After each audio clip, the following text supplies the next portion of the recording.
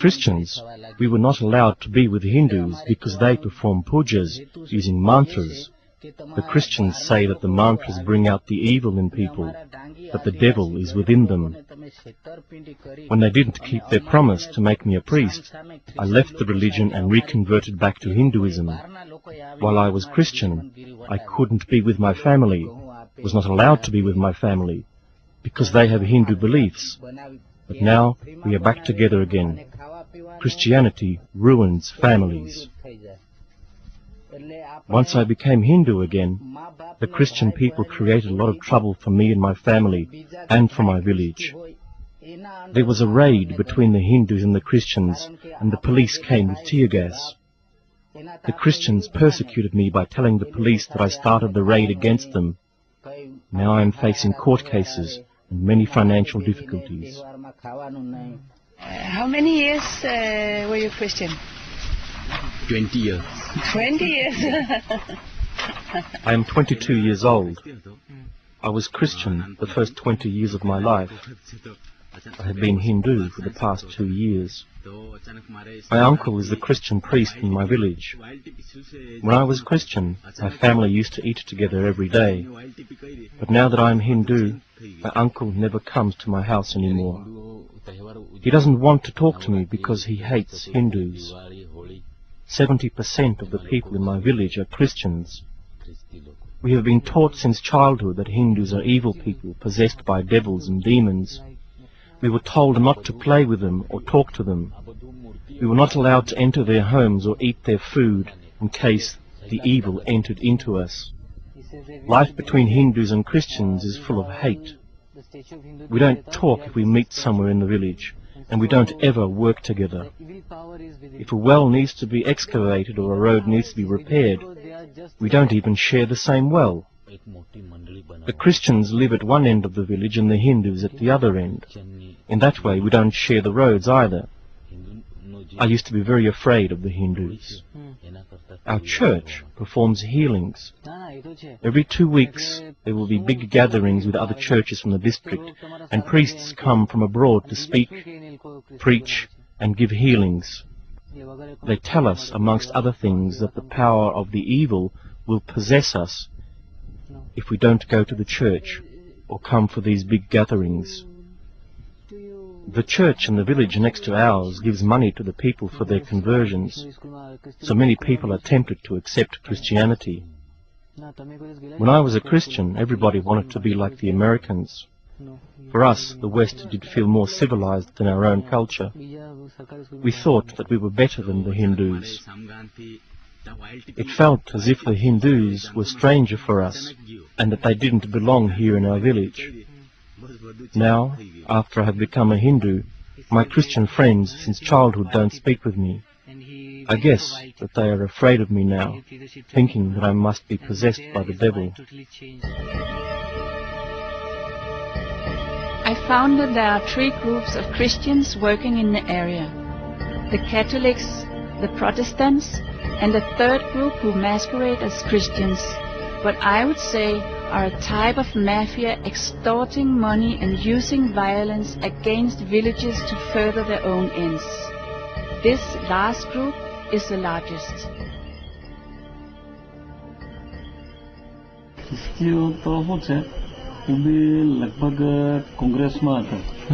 In my district, 95% of the populations are Christians now. There are 17 Christians and only 4 Hindus in my political committee, so the balance of power falls with the Christians. In the last 5 years there has been an explosion of new Christians. They vote for the Congress Party, which is governed from abroad in the West. Many times I have attended big Christian church gatherings with 15 to 20,000 people. They perform healings. Sometimes I have brought a sick friend, but they will never take that person for healing. They only use people who are instructed to act sick and then pretend to be healed. They say hallelujah all the time.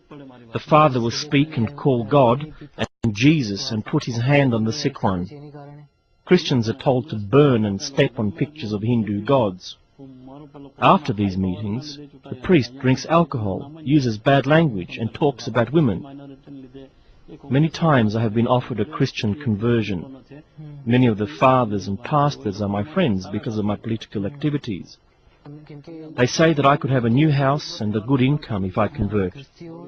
The priests get money from different organizations in Europe and USA by applying for a project that sounds good. Then they pocket the money. When the priest and his helpers convert new people, they are given money.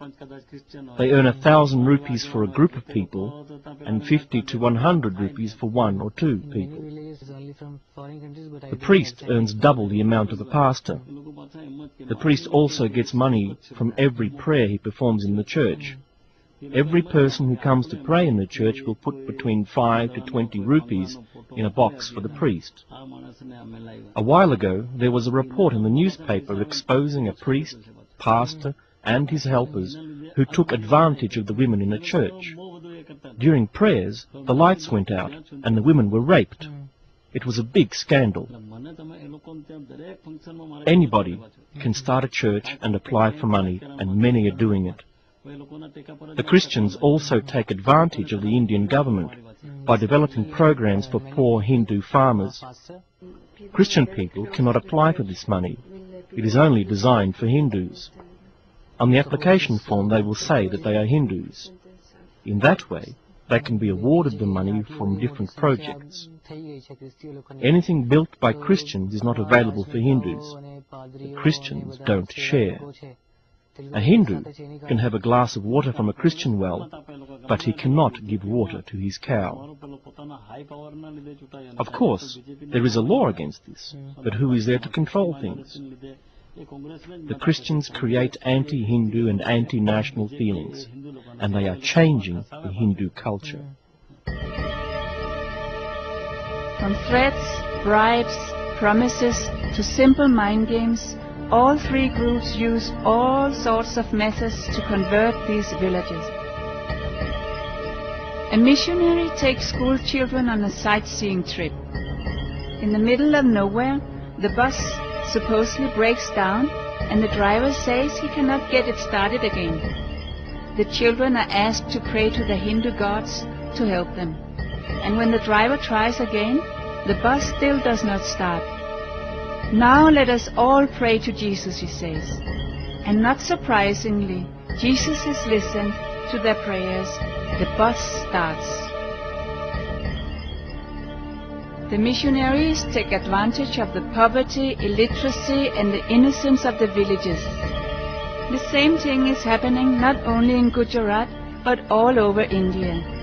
Most of those who have been converted do not even know if they are Catholics or Protestants. They only know the name of the priest in the local church.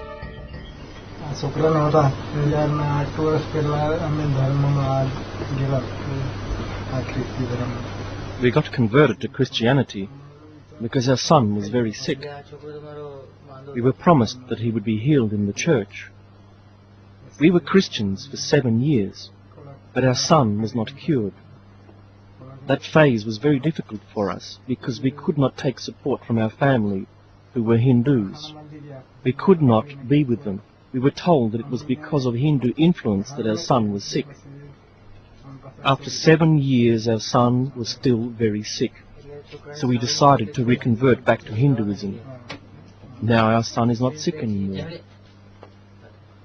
There were big church meetings once a month held by foreign priests. In these, they would tell us not to go into a Hindu house where Hindu rituals were performed. We were told not to chant Hindu mantras and not to dress in the traditional Indian way.